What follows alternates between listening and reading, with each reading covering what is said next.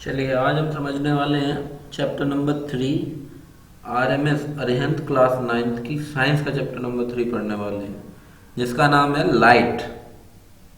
तो लाइट से क्या समझते हो? Light is a form of energy that enable us to see an object. मतलब लाइट होता क्या है, पहले तो ये समझते हैं। लाइट एक तरीके का एनर्जी का फॉर्म है। एनर्जी का मीन होता है ताकत, ठीक है। तो लाइट एक एनर्जी का फॉर्म है जो हमें इस काबिल बनाता है कि हम किसी ऑब्जेक्ट को देख सकते हैं, ठीक है। तो लाइट का वर्किंग क्या है कि हम जब कोई ऑब्जेक्ट देखते हैं तो उसमें सबसे अहम भूमिका लाइट की होती है। अगर लाइट रिफ्लेक्ट ना करे उस ऑब्जेक्ट को तो हम उस ऑब्जेक्ट को देख ही नहीं पाएंगे, ठीक है। तो ऑब्जेक्ट, अब समझते हैं लाइट क्या होता है, आ गया होगा समझ में। अब समझते हैं कि ल्यूमिनस ऑब्जेक्ट कौन से होते हैं, ठीक है। ल्यूमिनस ऑब्जेक्ट कौन से होते हैं, आपने नाम भी सुना होगा। एक बैटरी आती है जिसका नाम ल्यूमिनस होता है। तो होता क्या है ल्यूमिनस, उसका मीनिंग समझते हैं। ऐसे ऑब्जेक्ट्स, ऐसी चीजें जैसे कि सन, लैंप, कैंडल, ये सब क्या है, खुद की लाइट एमिट करती हैं। मतलब अगर आप इनकी तरफ थोड़ी देर तक देखोगे तो आप इनको ज्यादा देर तक देख नहीं पाओगे, क्योंकि इनकी जो रोशनी होती है उनका वेग बहुत तेज होता है, स्पीड बहुत तेज होती है आप तक पहुंचने की, ठीक है। इसलिए हमारी आंखों में दर्द होने लगता है। तो ऐसे ऑब्जेक्ट जो खुद की लाइट क्या करते हैं, एमिट करते हैं, उन सबको हम ल्यूमिनस ऑब्जेक्ट बोलते हैं। तो ऐसे ऑब्जेक्ट जो खुद की लाइट एमिट करते हैं उन्हें हम ल्यूमिनस ऑब्जेक्ट कहते हैं। जैसे सन, सन क्या खुद की ऊर्जा प्रकट करता है जिसकी वजह से अर्थ पे उजाला हो पाता है। कैंडल जलने के बाद क्या होता है, उसका रोशनी होती है जिससे कमरे का हर एक ऑब्जेक्ट को हम देख पाते हैं। तो ऐसी चीजें जो खुद लाइट क्या करती हूँ, एमिट करती हूँ, उन्हें सब हम उन सबको क्या कहते हैं, ल्यूमिनस ऑब्जेक्ट। अब इसके बाद है नॉन ल्यूमिनस ऑब्जेक्ट। क्या होते हैं? ऐसे ऑब्जेक्ट जिनकी खुद की लाइट एनर्जी नहीं होती, मतलब खुद लाइट एमिट करते ही नहीं। जैसे टेबल, फैन, ये खुद की लाइट एमिट नहीं कर पाते, इतनी रोशनी नहीं होती इनमें, ठीक है। वाइल दे रिफ्लेक्ट और scatter the light which falls on them. ये खुद की लाइट तो रिफ्लेक्ट नहीं करते, खुद की लाइट तो एमिट नहीं करते, लेकिन अगर कोई लाइट इनके ऊपर पड़ती है, अगर कोई लाइट इनके ऊपर पड़ती है तो उस लाइट को ये रिफ्लेक्ट करके खुद को दर्शा देते हैं, दिखा देते हैं। ऐसे ऑब्जेक्टों को हम नॉन ल्यूमिनस ऑब्जेक्ट बोलते हैं। सिंपल शब्दों में समझ लो, नॉन ल्यूमिनस ऑब्जेक्ट वो होते हैं जो खुद की लाइट एमिट नहीं करते हैं, और ल्यूमिनस ऑब्जेक्ट वो होते हैं जो खुद की लाइट एमिट करते हैं और दिखाई देते हैं। जैसे कैंडल, लैंप, सन, बहुत सारे दिया हम जलाते हैं पूजा में, वो ये क्या खुद की लाइट एमिट करते हैं। तो इस वजह से हम इन्हें ल्यूमिनस कहते हैं, और जो नहीं खुद की लाइट प्रोड्यूस कर पाते, एमिट कर पाते, वो नॉन ल्यूमिनस होते हैं। टेबल, चेयर, फैन, ठीक है। अब ये तो बात होगी कि ल्यूमिनस नॉन ल्यूमिनस क्या होता है। अब समझते हैं कि कितनी स्पीड होती है रोशनी की। जो लाइट है वो कितनी स्पीड से ट्रेवल कर सकती है। जो स्पीड है लाइट की, गति, अगर स्पीड लाइट की अगर हम बात करें, वैक्यूम, वैक्यूम के अंदर अगर लाइट को पास कराते हैं तो कितना टाइम ले लेगी, किस स्पीड से मूव करेगी, तो उसका है 3 × 10⁸ मीटर पर सेकंड। 3 × 10⁸ मीटर पर सेकंड, ये स्पीड है लाइट की वैक्यूम और हवा दोनों में। जब हवा में ट्रेवल करती है तो भी उसे 3 × 10⁸ इतनी मीटर को कवर करती है 1 सेकंड के अंदर, ठीक है।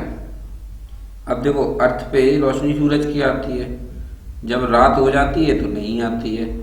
जब रात होने के बाद दोबारा सुबह होता है और जो पहली किरण पड़ती है अर्थ पे दोबारा सुबह होने पे, उसे सूरज से अर्थ पे आने तक 8 मिनट 20 सेकंड का टाइम लग जाता है। समझ में आया? सूरज से जब वो पहली किरण चलती है और पृथ्वी पर गिरने पे उसे 8 मिनट 20 सेकंड लगता है। आ गया समझ में? अब हम आगे बढ़ते हैं। सब important terms related to light. अब लाइट से जुड़े कुछ जरूरी तत्व जो हमें जानना जरूरी है, कुछ इंपॉर्टेंट फैक्टर्स जो हमें जानना जरूरी है, उनके बारे में हम समझते हैं। पहला क्या दिया है, इंसिडेंट रे। क्या होता है इंसिडेंट रे? इसको हम पहले कुछ मोटा मोटा आपको विवरण देने, समझा दें थोड़ा, तब आपको अच्छे से समझ में आएगा। एक डायग्राम है, उसके थ्रू समझते हैं, ध्यान दीजिएगा। ये जो कर्सर घूम रहा है वहां पे इंसिडेंस क्या होता है, जब जैसे यहाँ पे ओ क्या है, कांच है वो रखा हुआ है, वो पहले समझ लो डायग्राम को, और ये एंगल ऑफ इंसिडेंस बना रहा है, इंसिडेंट रे बताया जा रहा है। ये जो लाइन आ रही है, मतलब जैसे सूरज है, सूरज के लिए पृथ्वी क्या है, पॉइंट ऑफ इंसिडेंस है, जिस जगह पे सूरज की रोशनी पड़ रही है, ठीक है। तो जो सूरज है उसे हम क्या कहेंगे, उस पोजीशन से जब जो किरण चल के आएगी और पृथ्वी पे पड़ेगी, उस किरण को हम कहेंगे इंसिडेंट रे, मतलब शुरुआती। ठीक है, वहां से चल के आई और पृथ्वी पे टकरा गई। तो इसने देखिए ये एक रे है, सूरज की किरण जो आई सूरज से चलती हुई और ये पृथ्वी पे टकराई ओ पे। ठीक है, तो इसको हम इंसिडेंट रे बोलेंगे। अगर हम पृथ्वी पे जहाँ पे पड़ी वहां से एकदम सीधी एक स्ट्रेट लाइन खड़ी कर दें, ठीक है, तो जो आई थी किरण सूरज से और पृथ्वी पे जो सीधी लाइन खड़ी है, उनके बीच में एक कौन सा एंगल बनाएगी? एंगल ऑफ इंसिडेंस बनाएगी। ठीक है, अब देखो पॉइंट ऑफ इंसिडेंस क्यों कहा गया है इस जगह को? क्योंकि यहीं पर सूरज की किरण पड़ रही, यही वो ऑब्जेक्ट है जिस पे सूरज की किरण पड़ रही, इसीलिए ये पॉइंट ऑफ इंसिडेंस होगा, जहाँ पे इंसिडेंस ए आगे रुकेगी। इंसिडेंट रे आके रुकेगी, वो पोजीशन पृथ्वी की जहाँ पे इंसिडेंट रे पड़ रही है, उस पूरी पोजीशन को हम पॉइंट ऑफ इंसिडेंस कहेंगे। अब जो स्ट्रेट लाइन हमने खींची थी, अब जैसे रे पड़ी, अब सूरज पृथ्वी पर पड़ने के बाद वही जो किरण आई थी वो रिफ्लेक्ट हो जाए, कहीं और चली जाए टकरा के।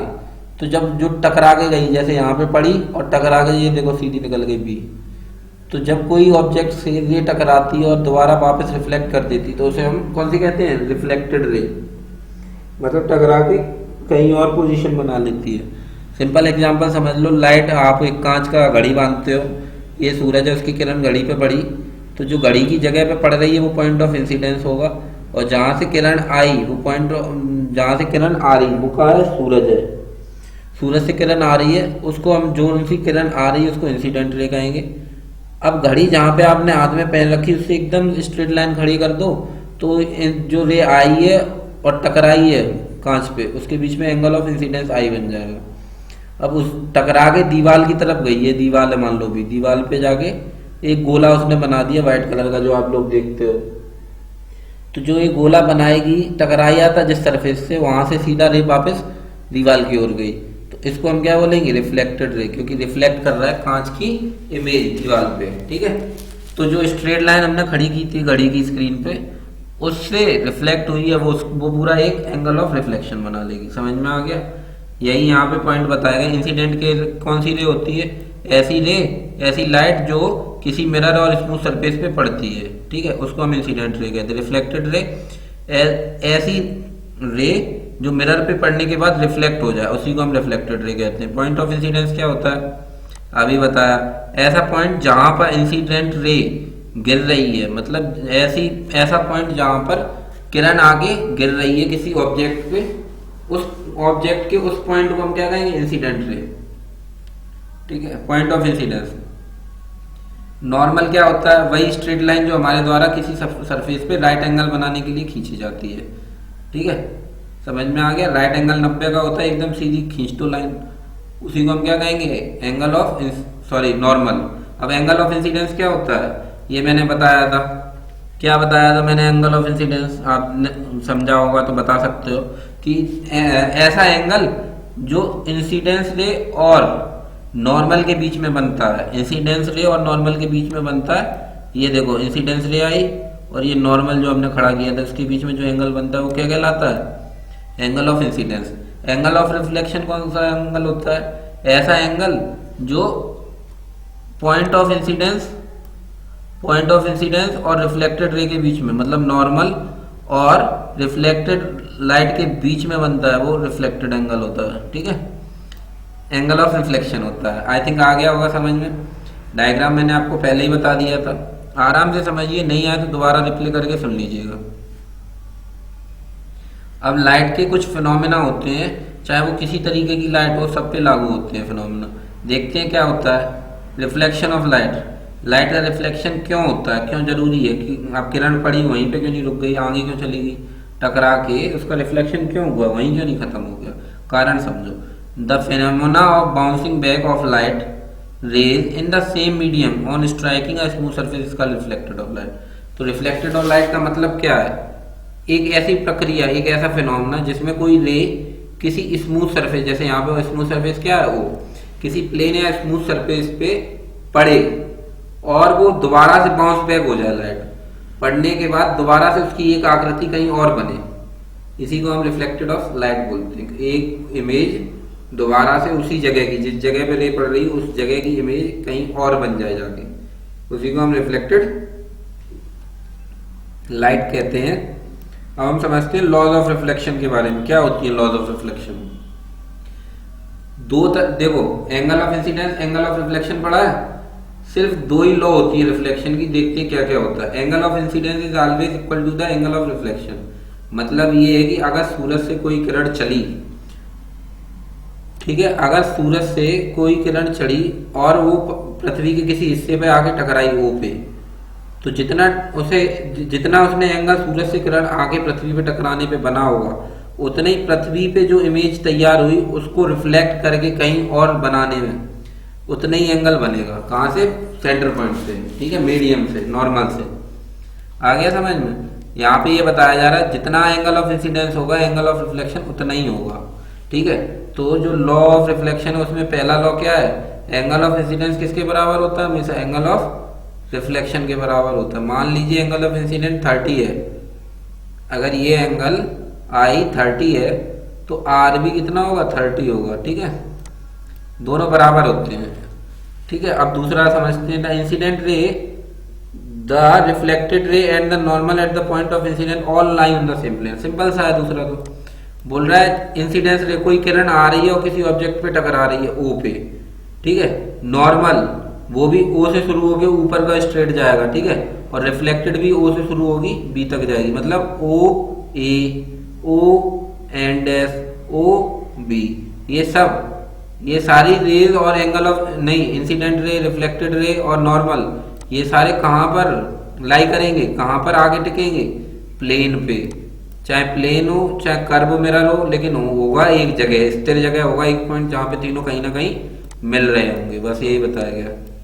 फिर पॉइंट दिया गया, silver metal is one of the best reflector of light. सबसे अच्छा किसको माना गया? सिल्वर मेटल को।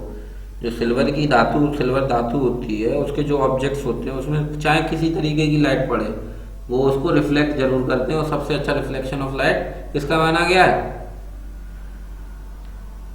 आई थिंक आ गया होगा समझ में किसका माना गया, ठीक है, सिल्वर का माना गया। आगे देखते हैं।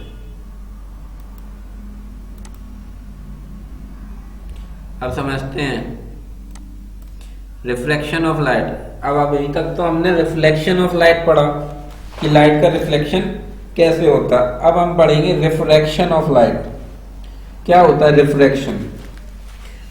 अभी रिफ्लेक्शन में हमने क्या पढ़ा था कि कोई इंसिडेंट रे किसी ऑब्जेक्ट को टकराती है और टकराने के बाद उसके कोई इंसिडेंट रे टकराती है आके किसी सरफेस पे और उसकी एक इमेज बन जाए, उसको रिफ्लेक्शन ऑफ लाइट कहते हैं। रिफ्रैक्शन क्या होता है? सेम वही है, डायग्राम पे अगर ध्यान दो समझ में आ जाएगा, सेम वही है, थोड़ा सा अंतर है। जब कोई इंसिडेंट रे आके किसी ऑब्जेक्ट पर टकराती है और उसका रिफ्लेक्शन एंगल ऑफ इंसिडेंस के बराबर नहीं होता है, उसका reflection angle of reflection angle of incidence के बराबर नहीं होता है, मतलब रिफ्लेक्शन तिरछा हो जाता है, टेढ़ा मेढ़ा कहीं पे भी बन जाता है जाके। ऐसे सारी लाइट्स को हम रिफ्रैक्शन ऑफ लाइट बोलते हैं। The change in the path of a ray as it passes from one medium to another medium. बोल रहा जो रे है आई कहीं से थी ऑब्जेक्ट पे टकरा के और बनना जहां चाहिए था इमेज वहां ना बन के कहीं और बन जाए, तो वो क्या हो जाता है? रिफ्रैक्शन ऑफ लाइट होता है, ठीक है। यहाँ दिखाया गया एक ये नॉर्मल एन खिंचा हुआ है, मीडियम 1 मीडियम 2 लिखा हुआ।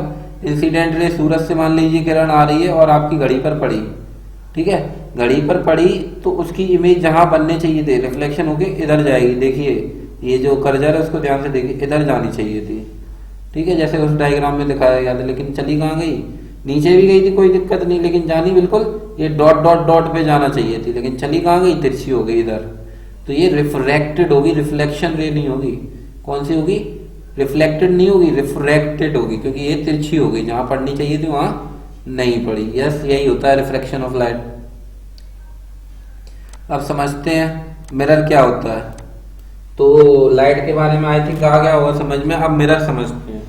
मिरर एक पॉलिश सरफेस होता है, सबके घर में शीशे होंगे। जब शीशा फूटता है तो आगे से तो हम चेहरा देखते हैं, लेकिन फूटता है तो पीछे एक पॉलिश की जाती है उससे, ठीक है। उसमें पॉलिश इसीलिए की जाती है, अगर पॉलिश नहीं की जाए तो हम अपना चेहरा उसमें देख ही नहीं पाएंगे, क्योंकि वो ट्रांसपेरेंट हो जाएगा, ठीक है। मतलब जिसमें जो कांच जो कसा जाएगा जिस ऑब्जेक्ट में, उसकी इमेज दिखाई देगी आपको, ना कि आपका चेहरा। इसीलिए मिरर क्या होता है, मिरर एक पॉलिश सरफेस होता है जैसे कि ग्लास, जिसमें ऑलमोस्ट हर तरीके की लाइट जो इंसिडेंट होती है, जो टकराती है आके, वो रिफ्लेक्ट जरूर करती है। समझ में आया? फिर से समझ लो कि मिरर क्या होता है, एक तरीके का ग्लास, ठीक है, पॉलिश्ड ग्लास, जिसमें किसी तरीके की भी लाइट अगर आके टकराती है तो वो रिफ्लेक्ट जरूर करती है। ठीक है, मिरर आ गया होगा समझ में। अब मिरर कई टाइप के होते हैं। कई टाइप के क्या, दो टाइप के मेनली हम पढ़ेंगे बस। एक तो होता है प्लेन, प्लेन जैसे हमारी दीवारों में लगा रहता है, या हमारे जो अलग अलग चीजें आती हैं हमारे घर में, कांच की जो खिड़की वगैरह होती है, सारे प्लेन मिरर होते हैं। कौन से होते हैं? प्लेन। समझते हैं क्या होता है। If the reflecting surface of a mirror is plane, अगर जो आपके द्वारा कांच यूज किया जा रहा है उसका सरफेस एकदम प्लेन है, तो उसे हम क्या कहेंगे? प्लेन मिरर कहेंगे। जैसे image formed by a plane mirror can be seen only by looking into the mirror. समझ में आया? तो ऐसे मिरर जिनका सरफेस एकदम प्लेन होता है, ऊपर नीचे नहीं होता, गोल नहीं होता है किनारे, उनका हम प्लेन मिरर कहते हैं। और इनके द्वारा जो इमेज बनाई जाती है वो तभी आप देख सकते हो जब कांच में आप झांकोगे, नहीं तो आपको दिखाई नहीं देगी। ठीक है, image formed by the plane mirror has the following properties. जो प्लेन मिरर के द्वारा इमेज बनाई जाती है आपकी या किसी ऑब्जेक्ट की, उसके द्वारा कुछ प्रॉपर्टीज होल्ड की जाती है। वो क्या है? इट इज ऑलवेज वर्चुअल और इरेक्ट। ये वर्चुअल और इरेक्ट दोनों होती हैं। जो साइज होता है इमेज का वो इक्वल होता है जो ऑब्जेक्ट की वो इमेज बना रहे हैं। मतलब प्लेन मिरर में आप मोबाइल दिखा रहे हो तो मोबाइल जितना बड़ा है उतनी बड़ा कांच में दिखाई देगा। जो ऑब्जेक्ट का साइज होगा वही इमेज वो कांच बनाएगा। कौन सा? Plane mirror. The image formed is for behind the mirror and the object is front of it. Plane mirror तभी इमेज तैयार कर पाएगा जब जो ऑब्जेक्ट की आप इमेज बनवाना चाहते हो कांच से, उस ऑब्जेक्ट को जब तक कि मिरर के सामने नहीं लाओगे। ठीक है, बिल्कुल सामने और पास में। The image is literally inverted, let seems literally sorry literally का मीनिंग क्या होता है? इन्वर्टेड का मतलब उल्टा हो जाना। इनवर्स पढ़ा है मैथ में, नीचे की चीज ऊपर, ऊपर की नीचे, तो वही यहाँ हो रहा है। जो प्लेन मिरर होता है उसमें क्या हो जाती है, चीज उल्टी हो जाती है। जैसे आपका राइट हैंड और इमेज बनाया जो मिरर, उसमें लेफ्ट लगेगी, और आपका लेफ्ट हैंड कांच में अगर देखोगे तो राइट लगेगी। यही बताना चाहते हैं, उल्टा हो जाता है। ये कुछ प्रॉपर्टियां हैं जो प्लेन मिरर जब इमेज बनाता है तो दिखाता है। ठीक है, अब आती है बात दूसरे टाइप के मिरर कौन से होते हैं? Spherical mirror. स्पेरिकल से तो हम सब आपको कहते हैं क्या होता है? गोलाकार। देखते हैं, if the reflecting surface of the mirror is spherical, the mirror is called spherical mirror. अब ऐसे कांच जिसमें किसी किरण का पड़ना और वो स्पेरिकल है, गोलेकार में है, तो हम उसको स्पेरिकल मिरर कहते हैं। स्पेरिकल मिरर दो टाइप के होते हैं, कॉनकेव और कॉन्वेक्स मिरर। तो पहले हम कॉनकेव समझ लेते हैं क्या होता है। The spherical mirror with inward curve reflecting surface is called concave mirror. Concave mirror वो होते हैं, जैसे आप कांच की कटोरी लीजिए तो किनारे पे क्या होगी, एकदम पतली पतली होगी और बीच में जाके नीचे मोटी हो जाती है। तो ऐसे मिरर जो किनारों पे तो पतले होते हैं और बीच में रिफ्लेक्ट करने के लिए किसी रे को उसके बीच में पड़ना पड़े, नीचे तरी कटोरी टाइप की होती है, ऐसे सारे मिरर्स को हम कॉनकेव मिरर कहते हैं। ठीक है, अब किस तरीके की इमेज फॉर्म की जाती है कॉनकेव मिरर के द्वारा वो देख लेते हैं। Image formed bye concave mirror. ठीक है, देखते हैं। The image formed bye concave mirror is virtual, erect and larger than the object. जो इमेज बनाई जाती है कॉनकेव मिरर के द्वारा वो वर्चुअल इरेक्ट होती है, लेकिन जो ऑब्जेक्ट की इमेज बना रहा है कॉनकेव मिरर उसकी साइज सेम नहीं होगी। जैसे मोबाइल जितना बड़ा है उतना ही बड़ा मोबाइल की इमेज नहीं बनाएगा कॉनकेव मिरर। कॉनकेव मिरर क्या करेगा, उसकी जो इमेज बनाएगा कॉनकेव मिरर वो लार्ज कर देगा। क्या कर देगा? लार्ज। जैसे मोबाइल आपका इतना मतलब 2 सेंटीमीटर का है तो उसको वो 3.5 सेंटीमीटर का कर देगा। समझ में? बड़ा कर देता है ऑब्जेक्ट। रियल इमेज नहीं बनाता, जितनी होती उतनी नहीं, उसको थोड़ा बड़ा कर देता, इनलार्ज कर देता। इसीलिए कॉनकेव मिरर को डेंटिस्ट के द्वारा यूज किया जाता है और जो कोई इन्वेस्टिगेटर होता है उनके द्वारा यूज किया जाता है। कॉन्वेक्स मिरर के बारे में समझते हैं। जासूस होते हैं, उनके हाथों में देखा होगा, वो भी एक कॉनकेव मिरर होता है। जिससे छोटी छोटी चीजें साइन को वो आसानी से पढ़ सकें। कॉन्वेक्स मिरर को समझते हैं। The spherical mirror with outward curve reflecting surface is called convex mirror. ऐसे कांच जैसे हमारी आंखों की लेंस, ऐसे कांच जब हम लेंस को हाथ पे लेते हैं तो चारों तरफ से तो किनारा होता है, लेकिन आउटवर्ड जो उसका होता है बाहरी, वो गोल गोल होता है, दिखता है। मतलब कोई रेखा आएगी तो वो किनारों पे जाके नहीं टकराएगी। जो चीज गोल गोल बल्ब की तरह दिख रही है, बल्ब के बीच में लगेगी जाके, किनारे पे जाके घूम के क्यों लगेगी, है ना। तो ऐसे मिरर जिनके किनारे तो पतले होते हैं लेकिन आउटवर्ड बाहर की तरफ एक चोंच टाइप की निकली होती है, बॉल टाइप की, उसी को हम कॉन्वेक्स मिरर बोलते हैं।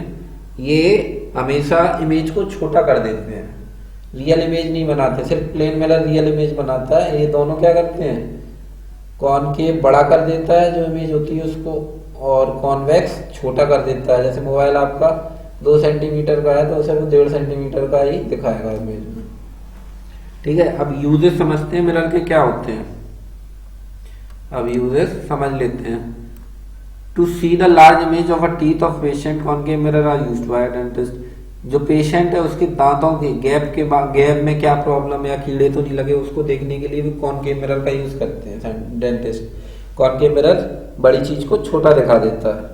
ठीक है, टॉर्च, हेडलाइट, व्हीकल्स, ये सारी चीजें होती हैं। इसके द्वारा क्या होती है, एक स्ट्रॉन्ग वीव लाइट निकलती है। जब बल्ब जलता है तो एकदम सीधी रे निकलती है। आपने टॉर्च हाथ में लेके बादल की तरफ भी करी होगी कभी, तो देखा होगा जो उसकी लाइट होती है वो हिलती डुलती नहीं है, एकदम सीधी आपको आसमान तक दिखाई देगी।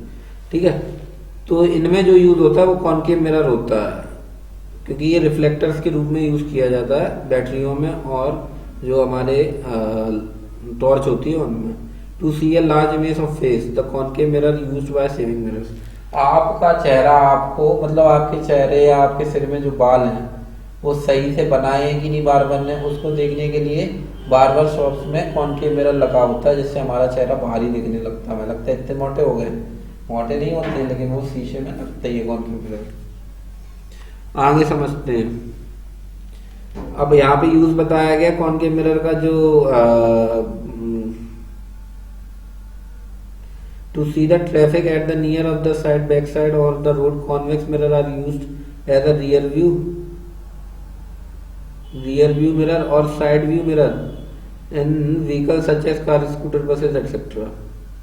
ठीक है, साइड व्यू मिरर के रूप में हमारे स्कूटर्स में जो लगे होते हैं वो कॉन्वेक्स मिरर होते हैं, जिससे हमें अंदाजा लग जाए कि पीछे कोई हमारे आ रहा है। ठीक है, और उसके हिसाब से हम गाड़ी चलाएं। तो जो कॉन्वेक्स मिरर होते हैं वो हेल्प करते हैं हमें पीछे की चीज, बैकवर्ड इलाके को देखने को, अपने पीछे के इलाके को।